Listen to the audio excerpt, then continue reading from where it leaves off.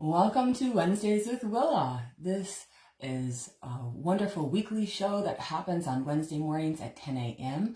I am your host, Willa White, and this is year 7 of episodes of Wednesdays with Willa, and you can tune in on my Facebook page, Willa White Medium. This also goes out on the Lilydale Assembly Facebook page, as well as my YouTube channel, and the Lilydale Radio blogtalkradio.com website.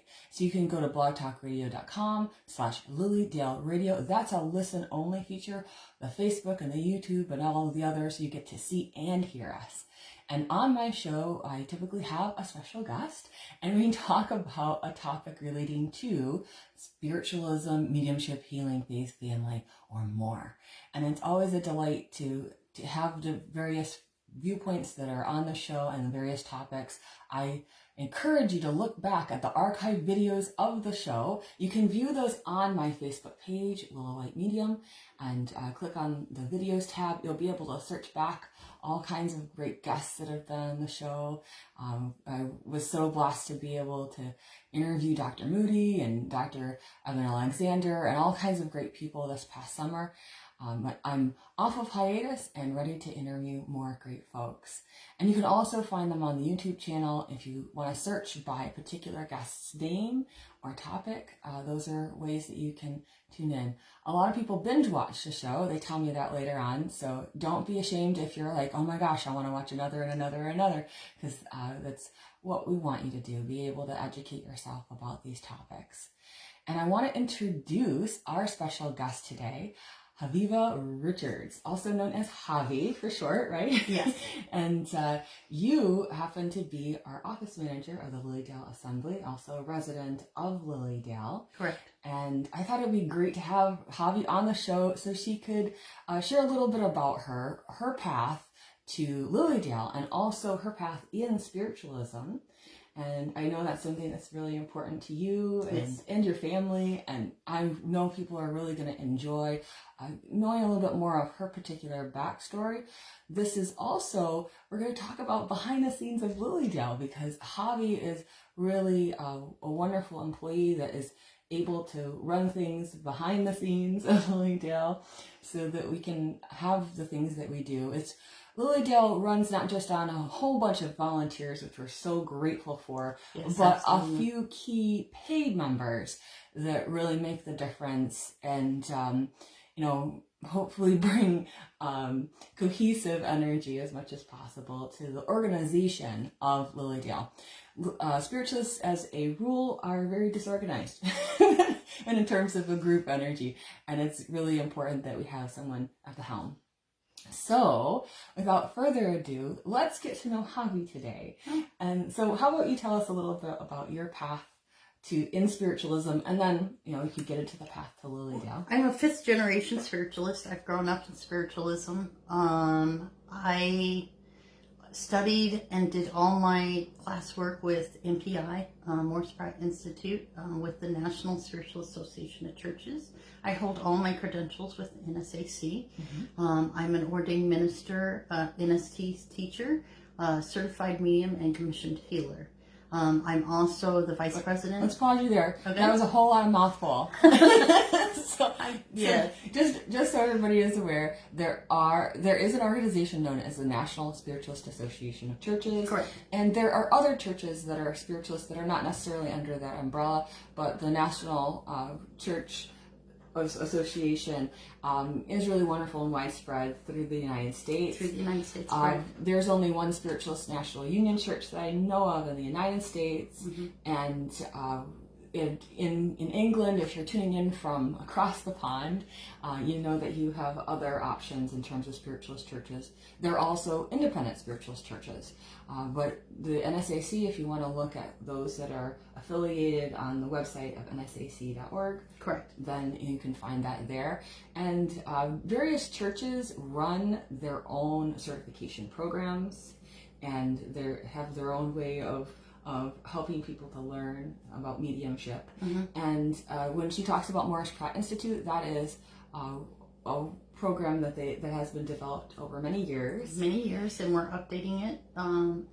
As time moves on, we have to move on and update all our stuff. So That's right. They're updating everything, which is wonderful. Yes, and I know you've worked extensively behind the scenes at the NSAC as well. Not just to help yourself in your understanding of To help others. but to help others. Yeah.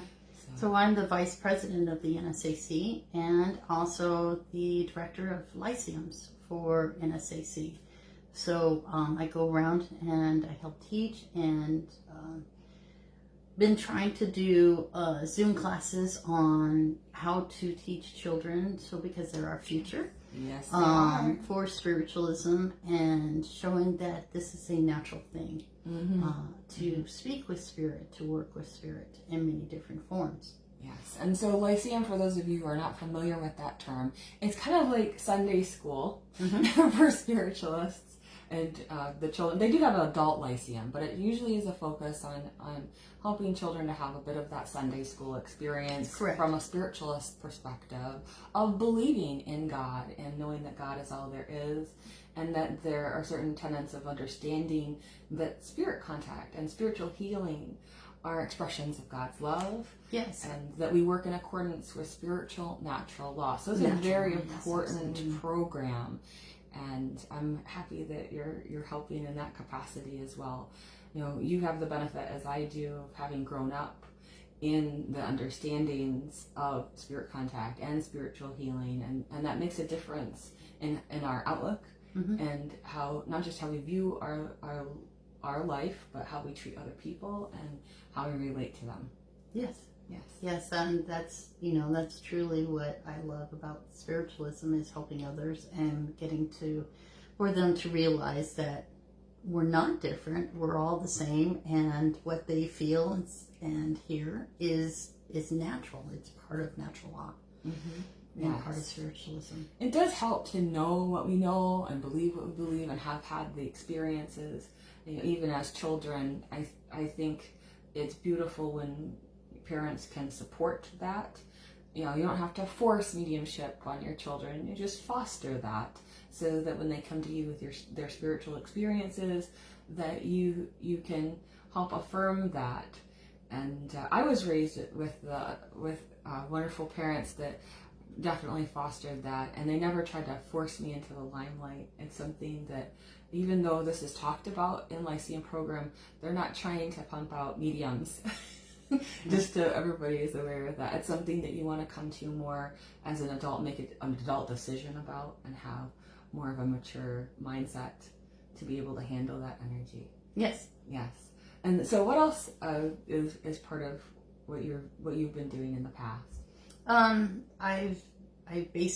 I work with a lot with physical mediumship. So I do scotography, which is undeveloped photograph paper. You meditate on it in a dark room and then develop it, and spirit actually comes out on the photos. I teach that. Let's pause there. So I have featured physical mediumship on the show before. You can look back at archived videos of the show. And a bit of what she's talking about, you know, Shannon Taggart in the summer symposium here at Lilydale did feature, one of the lectures was on thoughtography, and that ability to put thoughts onto it. But in this case, it's spirit. It's spirit, correct. Yes. It's scotography. So you literally you're in a dark room with a red light, and you meditate on that paper without touching the paper. And spirit actually comes out on the paper, and then you develop it, and it seals it in there. However, it changes over time. Yes, spirit art and spirit photography have the ability to alter their over time. Some of them will clear up, some of them will change during that time. Kind of like precipitated art. Yes, and new things will come about. Just to lean into this just a moment.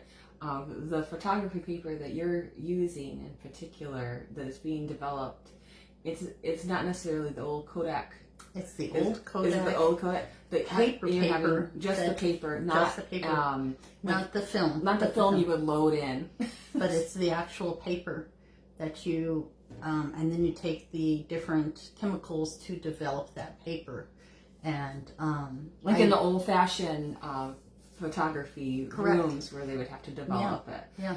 And I usually use black and white paper, but a lot of times colors comes out on that black and white paper, many different colors. So, which chemically and physically is impossible, but it does come out. So, yeah. And it's not just about fingerprints or anything No. like that, or No. light glare, because again, this is in a room with a red light, and you know, in the process of that, you're just sitting with right intention, with Correct. right practice, asking respectfully and gently for the sacred connection that comes through, and just what kind of photos, what kind of pictures, images, I should say, have shown I've up had, there's one that I keep on my phone of an angel, and it has multiple faces Is it on a it. winged angel? It is. Yeah. And I have one where I went into trance one time, and it's Indian headdress, and it shows a lion's head and actual feathers with the lines in the feathers. So it's quite beautiful. And there's multiple pictures of people's faces. The very first photo I did was a person's face, and it had the actual, shows the ectoplasm coming out of their nose into another face. So it's magnificent. Been doing it for quite a few years now. And I've had multiple places look at it and review those pictures. Down at ASU in Arizona, I had a professor down there look at it. And then I've had an East Coast Paranormal Institute look at my pictures as well. So I've sent them those pictures for documentations and study research. And they've come back with... And they've come back with interesting things. So Yes. So I have one of the gentlemen actually is writing a book and taking some of those pictures and putting a book into it. So Beautiful. yeah. So I also do trumpet, mediumship, and table tipping. Which we have featured on the show, not actually showing you all, because these are conditions that have to be just right, but to talk about it, and showing you what trumpets are. So if you look up trumpet mediumship, I do these little reference points in a show, just so you know that if you have interest in that particular subject, we have covered some of those things, and you can look back and enjoy and learn from those. And with trumpet mediumship, usually there are voices that are heard when people are sitting and the trumpet is used or lifted, or so enjoy that past show that's about those things. And what else is it that you'd like to share about those things? I work with people, I teach people, I love doing circles and healing. And now let's talk a little bit about the family background, because you're a 5th generation spiritualist. So what's it like been for you to have been growing up in that kind of environment, or in that support? I honestly thought it was a normal environment. I didn't know about my parents did encourage us to go to different churches and see what it was like, but I kept getting kicked out of Sunday schools because I was challenged, because in spiritualism we're allowed to question. In other religions, you're told what to do, and this is the way it is. And I said, well, prove it to me. And we get kicked out of Sunday school. So this always worked for me. Havi, you rebel. Yeah, but it's been a normal part of my life. That's just something I've always done. So yes. And so talk about a bit of the other generations and what their mediumship has been. My mother was also part of NSAC. She had a church out in Santa Barbara, California. She was a physical medium as well, a very fine trumpet medium. And she had also held all her credentials.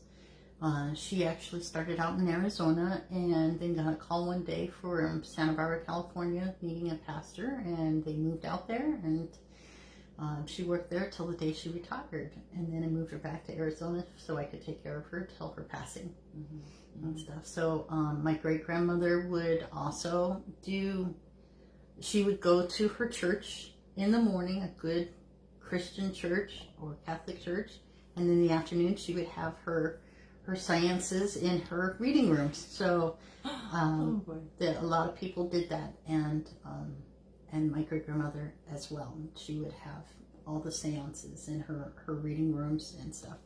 So it's just been a thing that's carried on from generation to generation. Yes. And I think that's an interesting thing to note, that you can be a spiritualist and also ascribe to other things religiously. A large percentage of my clients end up being Christian, many times Catholic, and it doesn't seem to faze them one bit, because they understand that even in the Bible, there are instances of beautiful spirit communication. Absolutely. And the spiritual healing that's exhibited by various prophets, including Jesus, and so spiritualism does look at those things and value the religions that have gone in those directions. And I think that's what's so special about spiritualism in this particular case, is that it helps to prove a bit more of what it proves the continuity of life, and that we're not by ourselves and we're not alone. So I think that's important as well. Life and love carry on. Always. Absolutely. And then we work with natural law, and we manifest, and our lives are better for it. Indeed they are. And so, in terms of your the family background, how did it end up that you came to Lilydale? Let's go there. My stepmother, I had a very hard past 4 years, including the death of my husband, which was the latest. And they basically said, well, we want to buy a summer house, and would you like to live there year round? And I said yes. And so I packed all my belongings up and literally drove across the United States in the middle of winter and came here. And I worked out of my house in the beginning, and then I got a call and asked me to help out Lilydale. And of course, yes, absolutely, this is my home. I want to help it out as much as I possibly can, and so it became working in the office. And now I'm just working on my house and working in the office.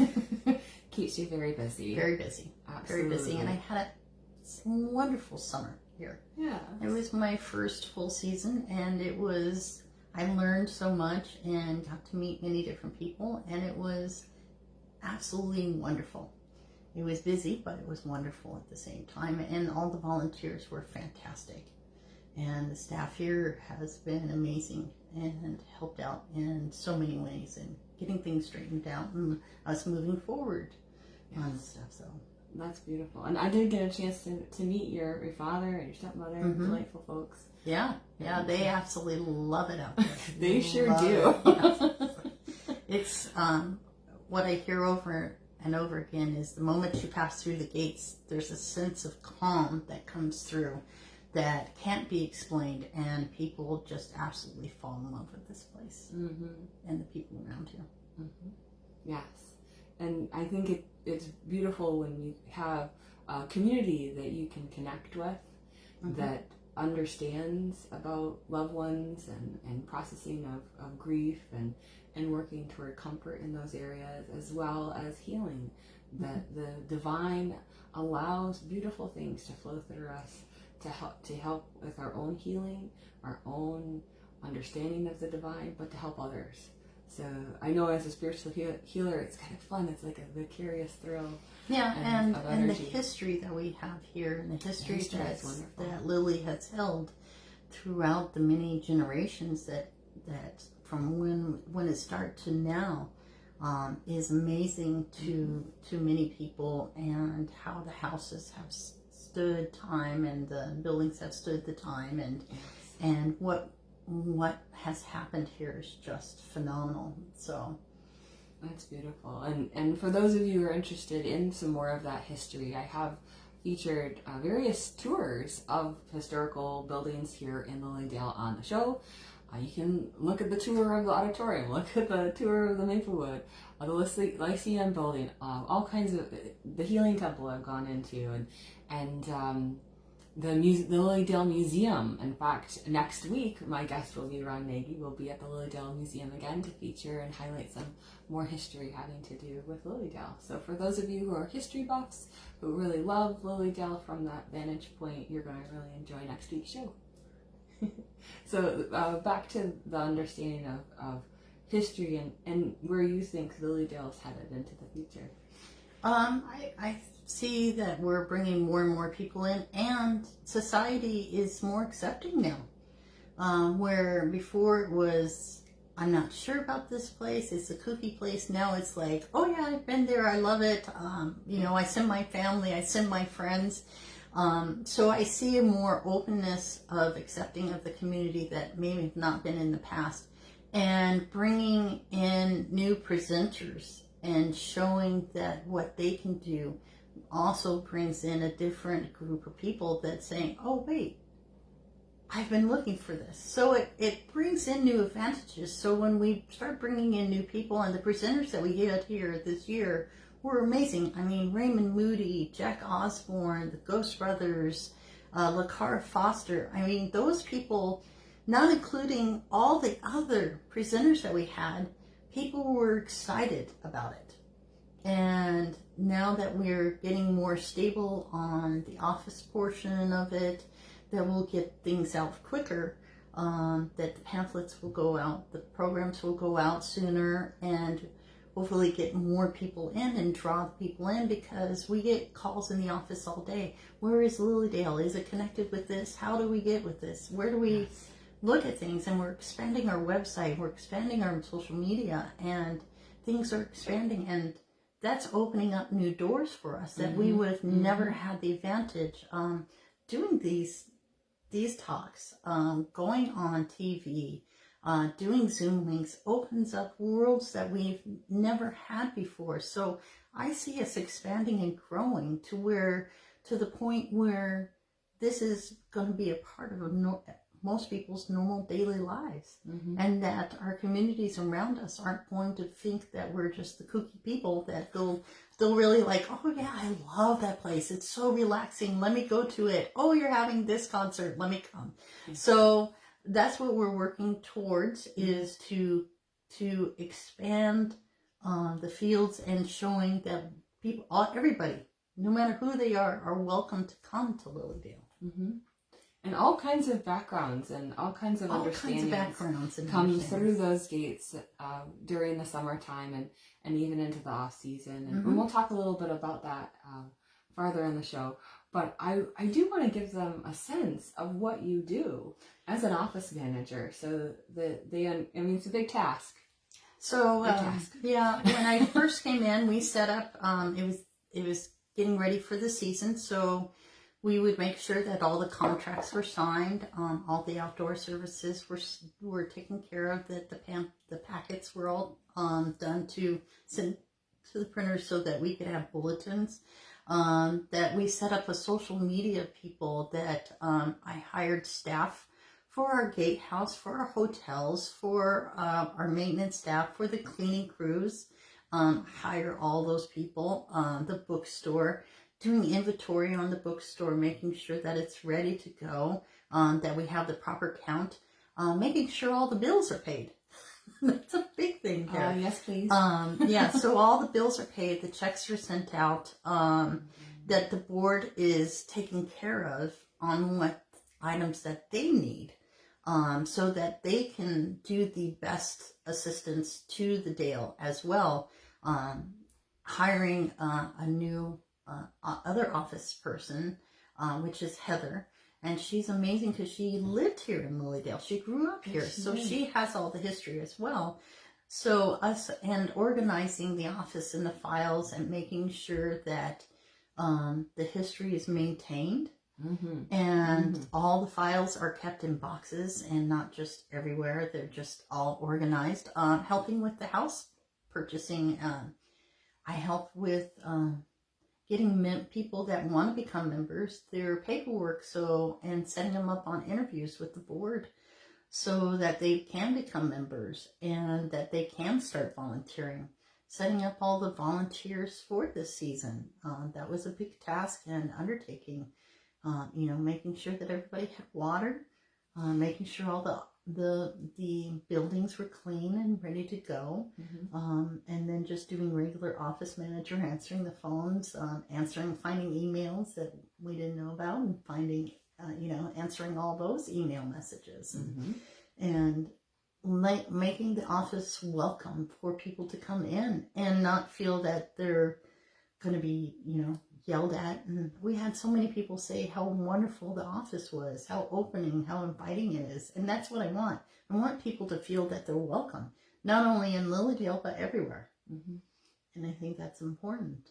Absolutely. Absolutely. There's a lot that goes into the running of a nonprofit, let alone a nonprofit that also is a town, has its own zip code. Yeah. And making sure all the contracts are signed for our post office, and making sure that, if someone needs a tour, if someone comes in and they would like to tour Lilydale, and giving the history of Lilydale. Working with the environmental committees and, all the different committees to make sure, the historical committees, and making sure that they have what they need. Yes. To go on the Mediums League, making sure that they have everything that they need, and keeping count of all the mediums of what services they did, so that they can get the things that they need for that, which is important, right? Yeah. And promoting our mediums. We get many calls a day for who's the best medium, who should we pick, and we refer them to the website and say, here's their names, here's their things, reach out to them. Yeah, so you have to go as you feel intuitively guided when it comes to that. So yeah, that's the only thing the office is going to do is direct you to the website listing. Absolutely. Because you need to listen to your own soul and feel directed, and word of mouth from people you may know is helpful. Mm-hmm. But visiting their websites and checking with the mediums individually about their schedule is how you'll need to go about things. Mm-hmm. And just a little thing for the off season, you are still going to want to have an appointment. During the season, it's very hectic. I highly recommend that you have an appointment. Otherwise, you will probably not be able to get in with a medium, let alone the medium of your choice. And then the off season, you also want to have an appointment, because mediums have very busy lives, and some mediums may be traveling and have other commitments in the off season. Absolutely. So just keep that in mind. You are welcome to visit during the off season as well. There is no gate fee during this time. So through September all the way back around to June, I think they're starting earlier than usual. I don't know. No, it's usually the last Friday of June. And yeah, we did it 10 weeks like this year, probably starting around the 23rd of June, going all the way to Labor Day. So it'll be another 10 weeks worth of fun and workshops.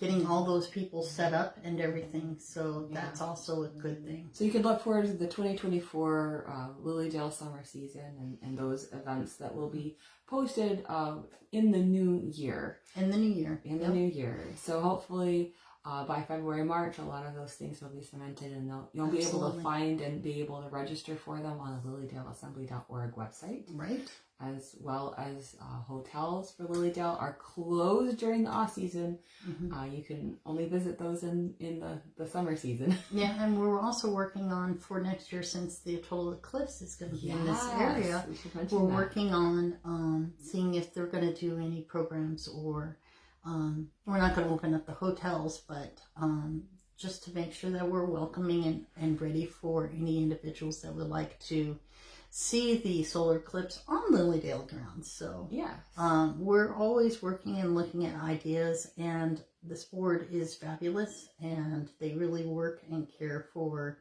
what's going on with the community as a whole. The community as a whole. And I should mention that the guest houses are available as well. You have to check in terms of their availability. Have to check, because again, some of them go elsewhere during the off season. Some are available year round.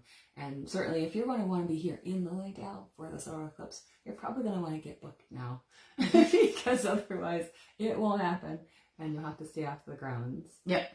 Yeah. So the energy for that is mounting, and it's only September. Yeah, it's mounting, and many different hotels around the community have said they're already booking. Yes. And they're already booked. They're getting this close to being booked. So yeah, just it's duly noted, everyone. Make your plans now if you're wanting to be in Lilydale. And that's all pre-season in terms of activities here. Correct. You can certainly walk around Lilydale, even though the public buildings are closed, you can yeah, well, I mean, Sacred Grounds is open on the weekends. September and October, they'll be open the weekends, and then not again until, I think, Memorial Day weekend. Till Memorial Day weekend. Crystal Cove is going to try to stay open on the weekends. That's a shop here. Just for the next couple of months. Till October. So they're excited about that. But there's so much to see. I mean, the lake is beautiful. The leaves. I came from Arizona, so the first time that I'm going to be seeing leaves changing and getting ready for the winter time. So, but it's batten down the hatches time coming up here soon, guys, because we get a lot of snow. Javi's in for a treat. You're gonna be shoveling and shoveling. So, so we're just trying to get ready. After season, the office tries to close down all the buildings, and get ready for, right now we're working on getting snow plows and everything ready for the snow time, and making sure that everything is our beautiful buildings are going to be preserved through the winter time so that nothing happens to them. Yeah, there's a lot to do in terms of a historic community such as this, and we do appreciate everybody's efforts, the volunteer efforts, and also employee efforts to make that happen and protect Our it. employees are wonderful. I'm amazed by them every single day. They are totally wonderful people. Our volunteers this year have been just outstanding. I mean, we wouldn't have been able to do half the stuff without the volunteers.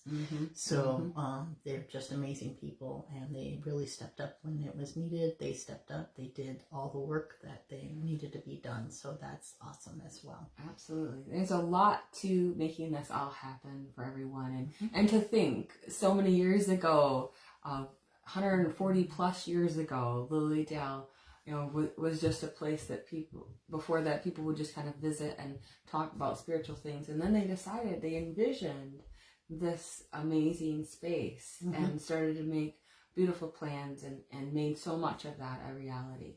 So we do stand on the shoulders of giants. And I will mention that the churches do run programs in the off season. They have their Sunday services, so you can attend those. You'll have to check their individual websites and Facebook pages for their information. Some of them do offer their services via Zoom. Some are in person only. You'll have to check into that as the case may be.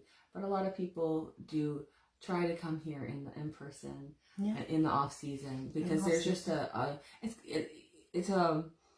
you don't see as many people, but there's this nice energy. It's very calm and sweet here, I would say. And the Wednesday night healing services, every Wednesday, each church sponsors that. They rotate. Every month. They rotate from month to month. So that's a wonderful thing, and they do that by Zoom as well as in person. So it's a hybrid type of situation. So that's right. And messages are not given over Facebook, but I believe that if you're on Zoom, that you can receive some of those for the churches. I'm sure that we can. But that's a different. That's a whole different answer. Yes, it is. Someone's asking about offering Zoom classes in the off season with Lilydale. I know they've been able to do that in the past. I know they're going to do it this year as well. We have a wonderful person that's working on that and setting everything up along with the board. So they are working on getting the Zoom classes set up for this off season. And I'm sure those will get posted on the Lilydale Assembly Facebook page as that happens, and then you'll be able to register on the Lilydale Assembly .org website. So there's some wonderful things to do in the off season in Lilydale, whether you can be here in person or be online. I think it's great to know that those things are still available for folks. And as you said so eloquently earlier on, the world, we're able to expand more. Lilydale, in its physical location, has so much to offer, but it's nice to know that it's able to get to people who will probably never get a chance to be here physically because of their own personal reasons. I know they're very, very grateful for Lilydale and for shows like this and for the opportunity to still be part of our community in other ways. And certainly if people are wanting to donate to the Lilydale Assembly, to help keep the upkeep of our buildings and of our things, you can reach out to the Lilydale Assembly office and make a donation. We'd certainly appreciate that, because this is run by donation. It is. So all the tickets you might purchase in the summer season, that is helping to keep Lilydale going and open, and we want to make sure that this happens for many, many years to come. So it's important to know. Any other things you'd like people to know about you or about Lilydale? Because I know you do a lot in terms of mediumship and a lot in terms of the organization with your church and Lilydale. But what are some other fun things about you, Havi? Well, does she have any spare time, folks? Probably not. I actually do a lot of writing. I do a lot of hiking, and I like to make storybooks and stuff. So I do that. Right now I'm working on insulating my house. So I'm learning how to be very handy when I was never handy before. So I'm learning that, and I'm learning all about New York. I've lived in Arizona for 44 years and never really went out of Arizona that much. So now I'm able to explore and see. And have you been in Niagara Falls? I have Niagara Falls. We're doing the NSAC National Convention at the end of October at Niagara Falls. We're having Richard Scholler is going to be doing a full day workshop. If you guys have heard of Richard Scholler, he's a fantastic medium and speaker. So he's a lot of fun. So we're doing the Seneca Casino Hotel, which I set up I'm one of the individuals that have helped out, to get the convention going this year, at the casino. And, I've seen Niagara Falls. I actually was at Mist of the Cave and got sopping wet. It was great fun. I enjoyed myself. Made of the Mist and there's Cave of the Winds. Cave of the Winds. And then I went and saw the zoo, the Buffalo Zoo. And so I'm starting to go out and see learn the different territory things. beyond Learn the territories, because I like to explore. I like to see what's around and talk to the people. I love to talk to the people, but at the end of the evening, go home with my 2 cats and work on my house. That's right. That's what I do.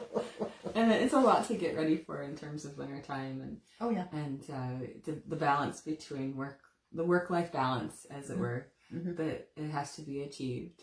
I think it's really great that we have you here in Lilydale to put your mind and efforts toward what we need to accomplish as a community, as a group, but also for spiritualism, so that we can really keep all of this alive and well and thrive, mostly, I would say.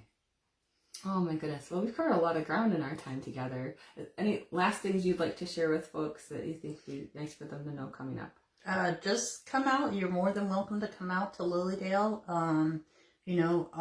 Our grounds are old woods. The Leolin woods are fantastic. That's an old growth forest that will not be timbered. So don't go in there in the windy weather. Don't do that. But I mean, nice go and only. Take a look at everything. The fairy forest and different places around here, just to sit around and relax.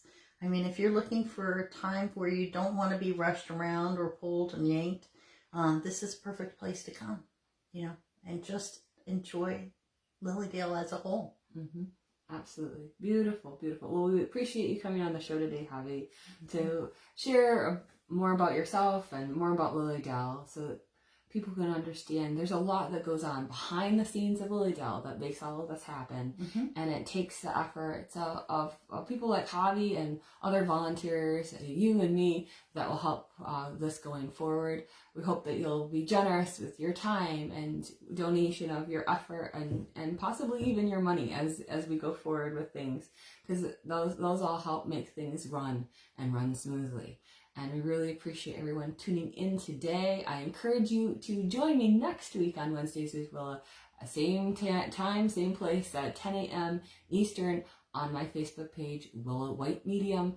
And next week we'll be highlighting a special thing in the new Lilydale Museum. And just in case people are wondering, the Lilydale Museum does not have regular hours. They'll be open some of the weekends in September and October, is what Ron Nagy, the historian, has told me.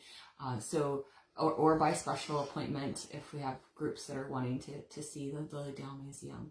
But I like to do these little virtual tours so that you can get a taste of some of the history relating to spiritualism that are part of this very special place we call Lilydale. All right, everyone, have a wonderful week. God bless. Bye-bye. Bye-bye.